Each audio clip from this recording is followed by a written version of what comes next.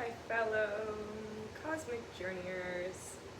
Thank you for joining another episode as we travel with our consciousness through the many spheres of the illusion of separation through the oneness to traverse the experiences we decide we want to write for ourselves and the character we want to play in our avatar as the most amazing video game ever in existence is our reality here around us. So joyful for that fact. Got my tetrahedron above me with the bamboo, and I was checking the design and I saw that I had placed selenite at least some of the nodes of where the lines are intersecting. And now you may all have heard of the interview that Terrence Howard recently did on Joe Rogan, and I did want to address that because I feel he's fundamentally right. He's tracing the path of the curved spheres, but we can still utilize these platonic solids to assist us to work with the spheres. So it's not, let's be mindful of keeping valuable knowledge when it's still assisting us. Just wanted to say that because I do think that what he talks about of where you'd have the same shape but with curves, instead of a straight line you'd have a curve, concave curve, and that way when you were to stack together an object like this it would basically be forming spheres. And that's a topic I'm planning to continue to study myself. I just located an amazing Instagram if you all are interested in sacred geometry and want to potentially do some complex designs. I highly recommend checking out his work. It's Janthonizer, if I'm saying that right. It's Janthonizer. And he has also, in addition to many, many beautiful color pencil drawings of this basically like transitioning, say, between one platonic solid and another, and you start to get lots of different variations possible, and he's done a really great job of being able to like beautifully and perfectly draw these shapes. Now, I was looking at his profile yesterday and I stumbled upon the most, oh my gosh, okay, I'm gonna have to do an episode on this and dig into it deeper and find out more because it just really lit up my whole day. It's something called he was calling it a autostereogram. I think that's right. And so I guess it's this, other people are doing this of where anyone who was around in the 90s may remember this. There were these posters and even books that you could buy with what at first glance just looked like a bunch of kind of like a TV screen that went fuzzy, or I guess it doesn't quite happen as much as it did, back then, of when a computer or something would be all kind of fuzzy with different lines and patterns and whatnot, and you couldn't really see anything. But then if you relax, if you look at this image, and then you sort of cross your eyes, but then you find where you can keep your eyes crossed while they're relaxed, if that makes sense, of where it's almost like you need to strengthen. It's like we're not taught to cross our eyes. That's not something we normally do, but what I realize it's doing, and it's so appropriate for what I'm studying and was mentioning to you all yesterday about the focus point of consciousness, I see that these things, okay, let me just to finish what it is though. When you first look at it, it just looks blurry, like there's nothing there, but you cross your eyes and you find the right focal point, and probably maybe, I would think each image would have its own focal point. And once you find it, you can see a 3D image sort of pop up out of the 2D graphic. And it's really incredible feeling. It's like, it's hard to describe. It's this type of thing you just need to experience. So if you know, you know. But I'm happy it seems to be making a comeback. And in the form that this artist, Janthonizer, that he presented it was an animated. So he had the static 2D where you could see the 3D where it was like a divot in the middle with ripples going out, like a water droplet on a pond. But then he had a moving version of it to where the ripples were rippling out, and I said, oh my gosh, that's the next level then. And so the fact that there's artists doing this, and I've been looking for ways to hone my own inner vision, like I probably already mentioned, and perhaps some of you all are doing the same. So I'm thinking that could be a training technique, and it could be a most fun, amazing teaching technique that could still be take book form, solid book form, but then having the animation capability, I mean, and if that's going to strengthen our inner vision and strengthen our eyesight just by strengthening the muscles, because if we keep our eye muscles strong, our vision will be like, we can actually improve our vision over time if we do. There's lots of eye exercises you can do for your eye muscles. And so I'm just in general interested in the topic of enhancing vision, both physical vision and third eye vision. So this little leaf, I just wanted to introduce because I've been sort of playing with this.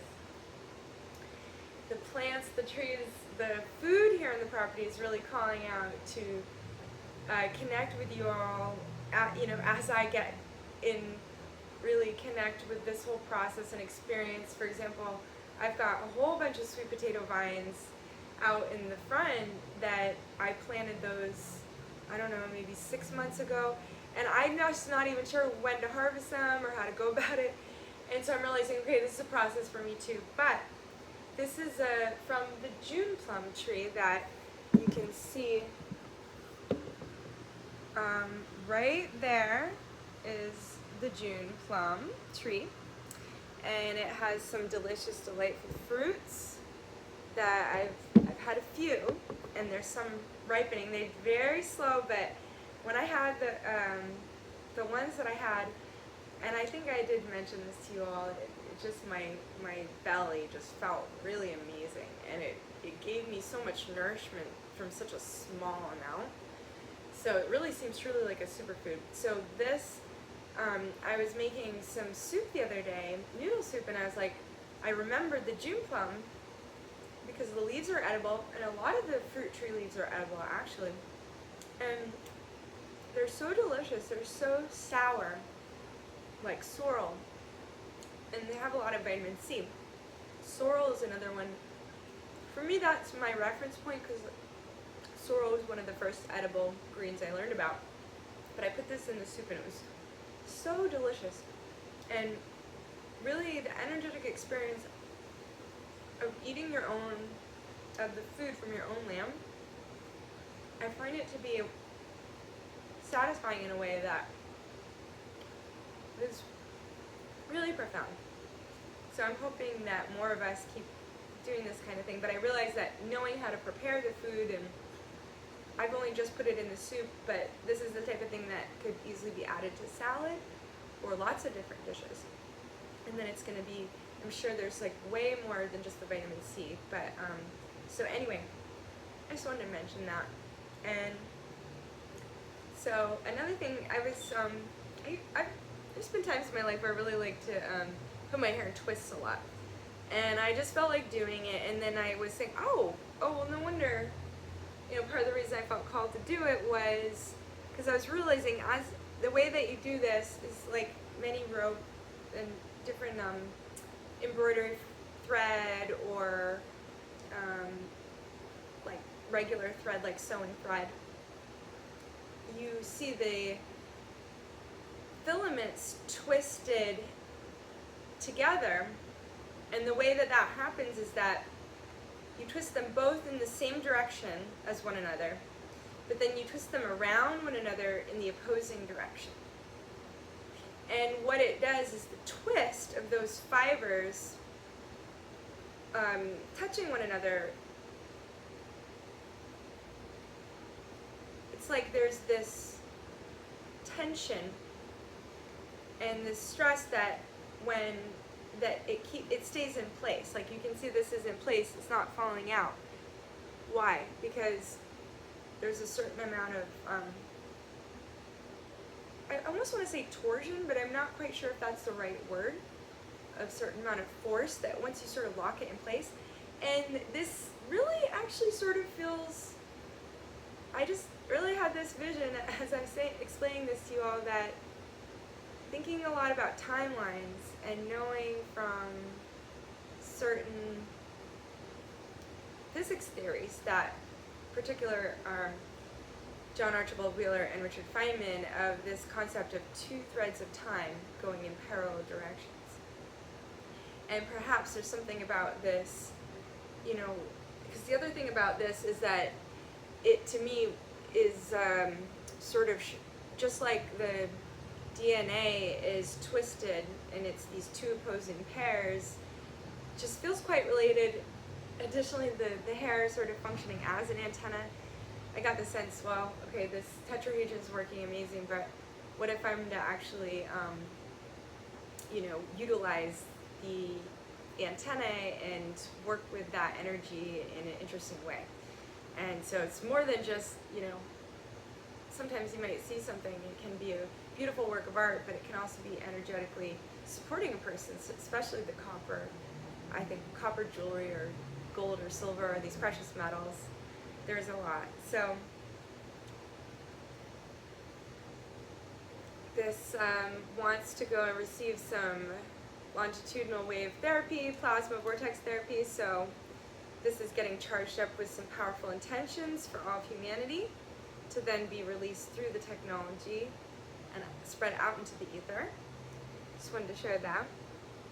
So I'm just gonna close this door really quick.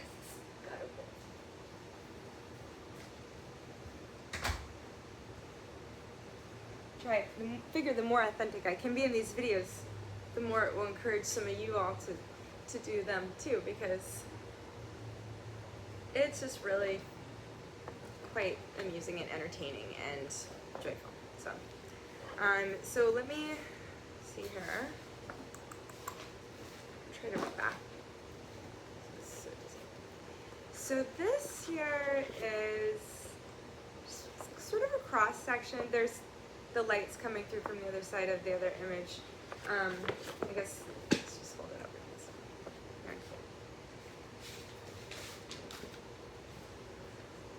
Okay.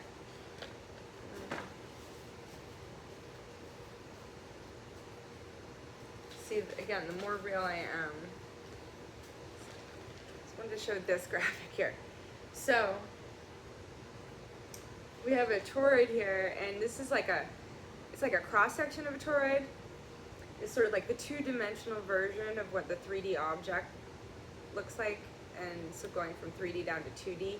And it's this very simplistic drawing, but here you have, you know, imagine this is sort of like the center of the heart, that portal to God's source consciousness. And then we have an individual consciousness, such as my consciousness right now is vortexing into my body. And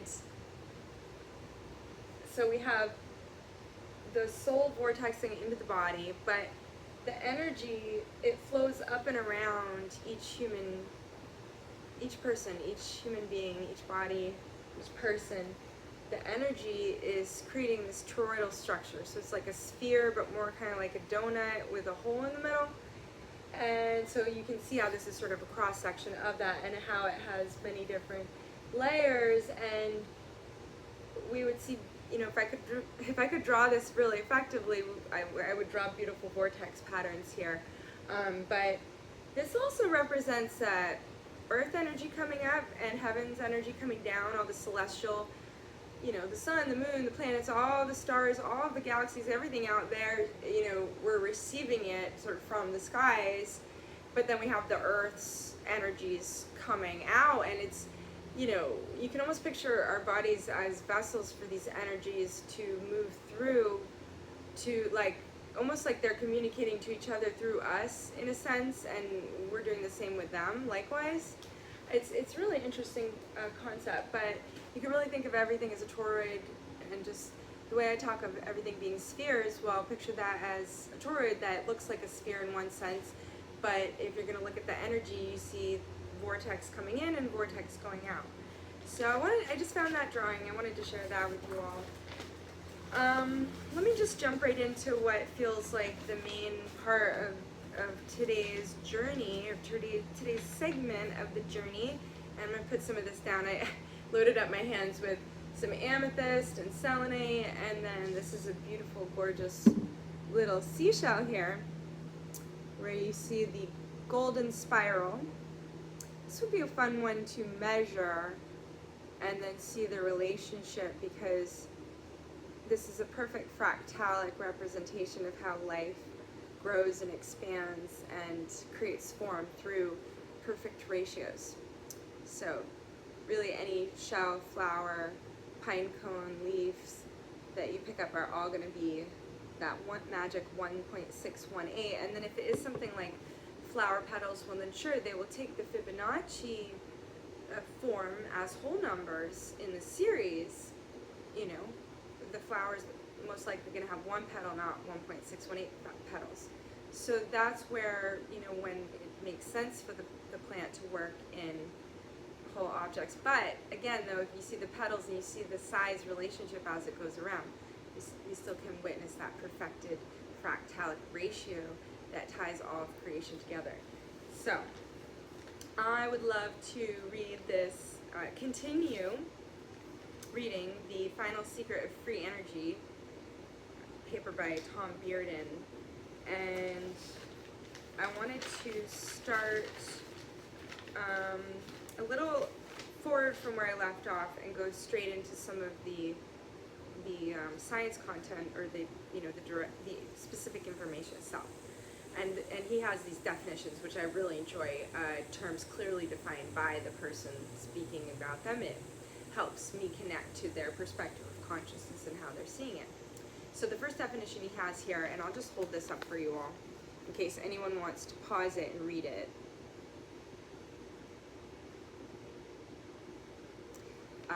Okay, so the quantum mechanical vacuum. First, we need some definitions. We start by assuming the quantum mechanical vacuum. Empty space-time is filled with an incredibly intense flux of virtual particles. It is a plenum, not an emptiness. We shall be interested only in the fantastic flux of virtual photons, for we are discussing electromagnetics. Energy and potential. Energy is any ordering, either static or dynamic, in the virtual particle flux of vacuum. EM energy, electromagnetic energy, is any ordering, either static or dynamic, in the virtual photon flux, VPF, of vacuum. That is, for a particular kind of field energy, we simply choose the so-called quantum particle of that field and consider only that kind of virtual particle flux. Potential is any ordering, either static or dynamic, in the virtual particle flux of vacuum. Hey, that's exactly the same definition as energy. Quite correct. Energy and potential are identically the same. Neither is presently defined correctly in physics. Wow, that's a huge statement right there. That energy and potential are identically the same, and that neither is presently defined correctly in physics. It's a major statement that he's making here. Energy is normally defined as energy is the capacity to do work. That's totally false. Energy has the capacity to do work because work is correctly defined as the dissipation, disordering, scattering of energy, order. The scattering of energy is work. It is not energy. i.e., energy is not definable as its own scattering. It's another really profound statement he's making. Look at it this way. A man has the capacity to fish. That is true, but it is not a definition, since a definition must in some sense be an identity. You cannot say that a man is the capacity to catch fish. That may be a submitted definition, all right, but it is false. Similarly, energy has the capacity to do work. That is one of its own attributes. But energy is the ordering in the VPF. We are referring from now on primarily only to EM. Energy is the ordering in the VPF. Again, a really profound statement here, but it makes sense.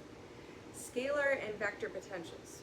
The scalar potential is any static with respect to the external observer, static ordering in the VPF of vacuum.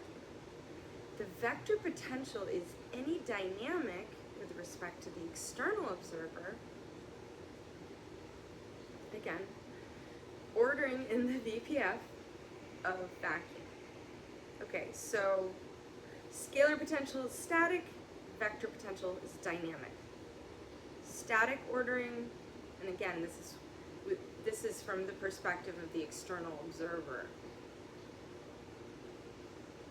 So the external observer is ordering the virtual particle flux of vacuum with the observation, the mind's eye, the focus point of concentration, causes either static or dynamic moving,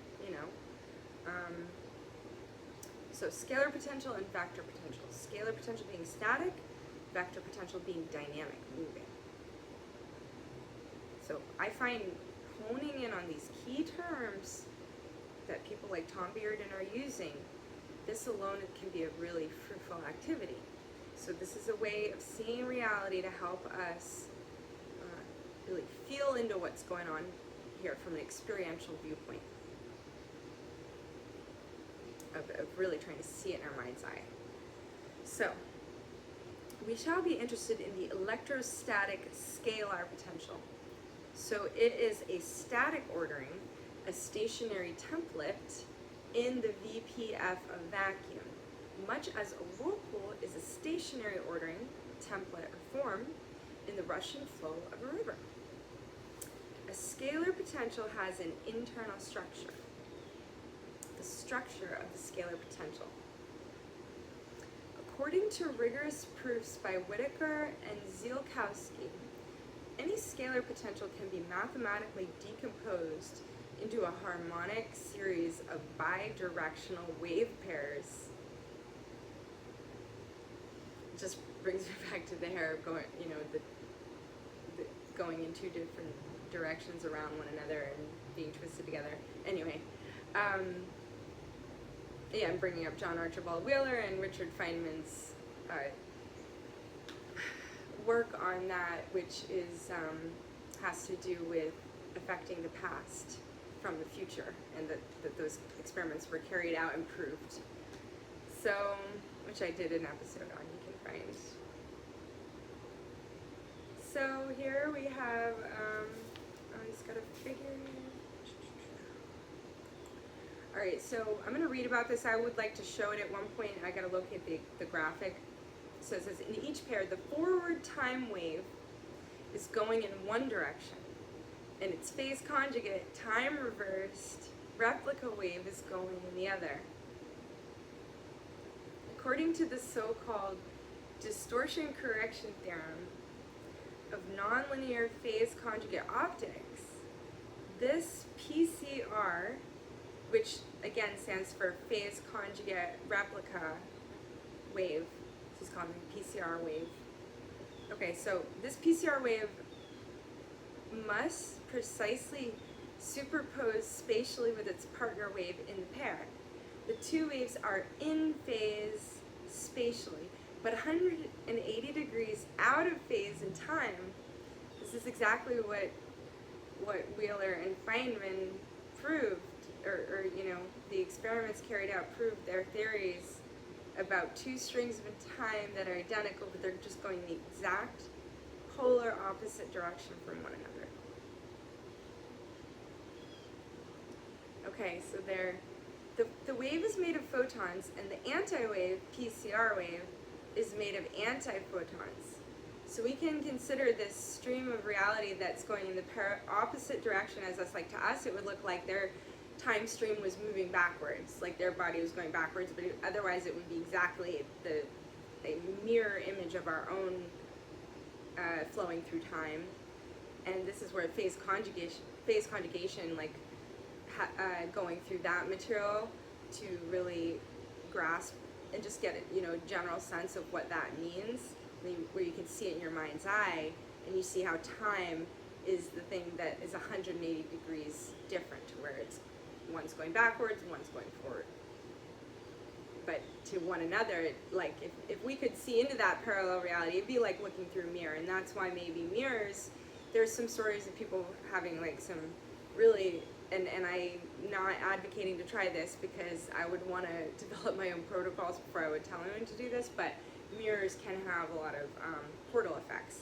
And so working with phase conjugate materials and mirrors and then things like lasers, you can really experience a lot in your own homes, which I'm looking forward to doing. I think that'll be a lot of fun.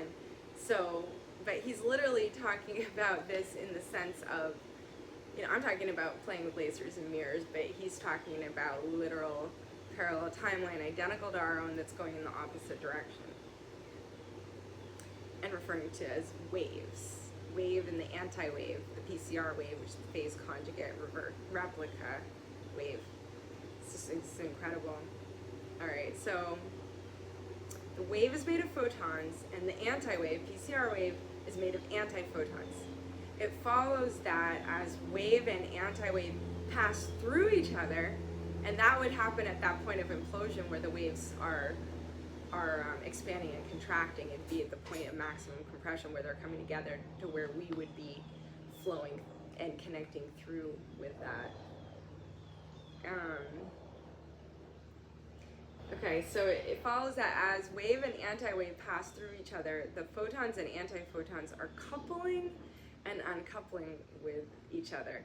Because the antiphoton is a PCR photon, and PCR is precisely superposed spatially with their partner. A photon or antiphoton has wave characteristics because it has a frequency. If the wave aspects are perfectly ordered and perfectly correlated, then so are the photon's particle aspects.